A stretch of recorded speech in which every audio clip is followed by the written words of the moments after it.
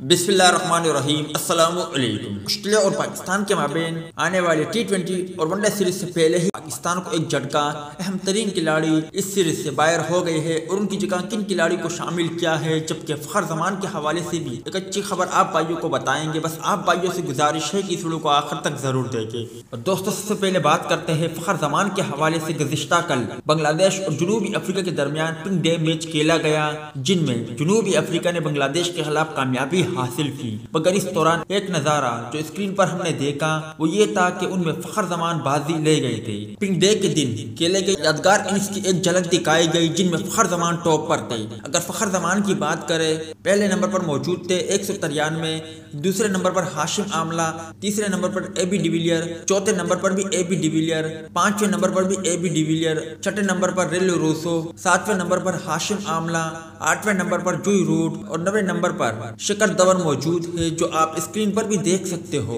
اس کے علاوہ پاکستان اور آسٹریلیا کے مابین وائٹ بال سیریز کے لیے محمد نواز کی جگہ زاہد محمود کو اسکواڈ میں شامل کر لیا گیا۔ پاکستان کرکٹ بورڈ PCB کے مطابق محمد نواز کی جگہ زاہد محمود کو آسٹریلیا کے خلاف 3 ون ڈے اور ایک T20 انٹرنیشنل میچ کے لیے قومی اسکواڈ میں شامل کیا گیا ہے۔ بورڈ کا کہنا ہے کہ محمد نواز پاکستان سپر لیگ PSL کے 7ویں ایڈیشن میں پاؤں کے انجری کا شکار ہوئے تھے، جس سے وہ اب تک مکمل نجات حاصل نہیں کر سکے۔